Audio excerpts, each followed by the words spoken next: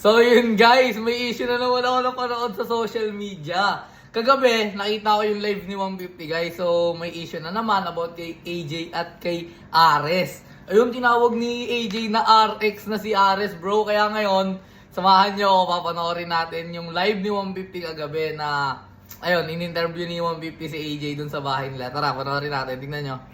And nahuli daw ni Ares noon na nagkaka-chat kayo yung dalawa ni Ares. So, totoo ba na nagkaka-chat kayo ni... Sorry, nagkaka-chat daw kayo ni Jello. So, totoo ba na nagkaka-chat talaga kayo ni Jello? Opo, nag-chat kami pero nagtatanong lang ako sa kanya about kay Ares. Kasi po hindi nag-reply sa akin si Ares.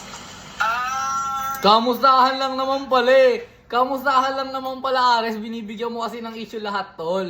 Alam mo yon yung chinachat lang naman ng kapatid ko si AJ na kinakamusta lang. Binibigyan mo agad ng issue. Akala mo inaagaw agad sa'yo si AJ.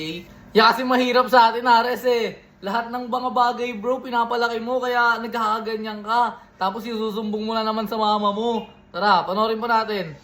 Nagkaroon ba ng pagkakataon? Ayan na. Nagkaroon ba kayo ng pagkakataon na magkausap kayo ni Ares after or kay chat, usap, call? Nung time na nalaman mo na tangin na naglolo ko si Ares. Hindi na po. Uy. Hindi ko na siya kinausap kasi mag-isa lang ako ng laway sa kanya. Hindi naman siya nakikinig sa akin. Kaya nag-long message na lang ako sa kanya.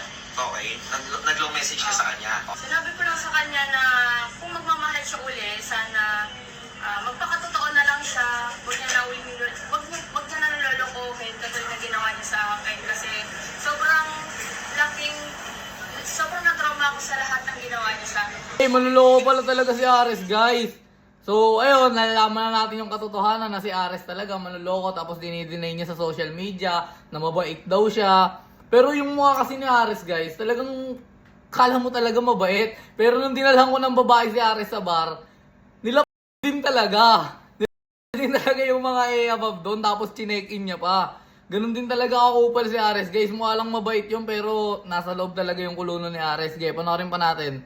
Nagkaroon ba ng panghihinayang si AJ sa relasyon nila ni Ares? Siyempre, opo. Kasi lahat ng oras binigay ko sa kanya. Yun. Na dapat pinuon ko na lang sa akin, sa pamilya ko. Kasi lahat ng oras binigay ko sa kanya, mapasaya ko lang siya. Lahat ng oras binigay ko sa kanya. Lahat pala ng oras, Res, binigay sa'yo para mapasaya ka lang.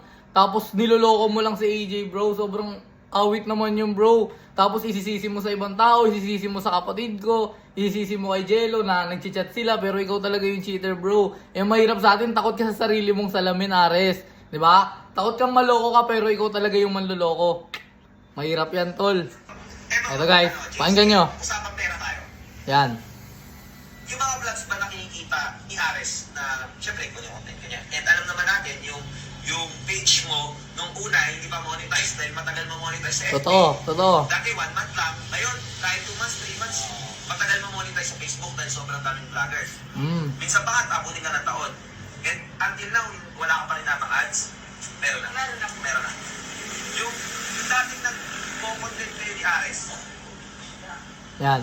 yung sumasahod si Ares ng daan-daang libo. Kasi nakikita ko yung sumasahod talaga si Ares ng daan-daang libo talaga. 100k totoo yun. 100k kinikita ni Ares. Binibigyan kaya. Hindi po. Sa kanya lang po yung sahod niya. Ayun lang! Ayun lang, Ares! Ginagamit mo lang pala si AJ. Ginagamit mo siya sa video. Magbibideo kayong dalawa tapos yung sahod sa'yo lang. Paano yung talent pin ni AJ, di ba? Kasi ginagamit mo siya sa video mo eh, di ba? Nagagamit mo siya, sinasama mo siya sa video mo para magka-views ka, para magka-pera ka. Tapos hindi mo bibigyan si AJ. Awit yun tol, ganun pala talaga sa mga ugali ni Ares guys. Wala na akong masasabi dito kay Ares. Kaya sa mga nanonood, alam nyo na kung sino yung pangit talaga yung ugali. Yun na guys.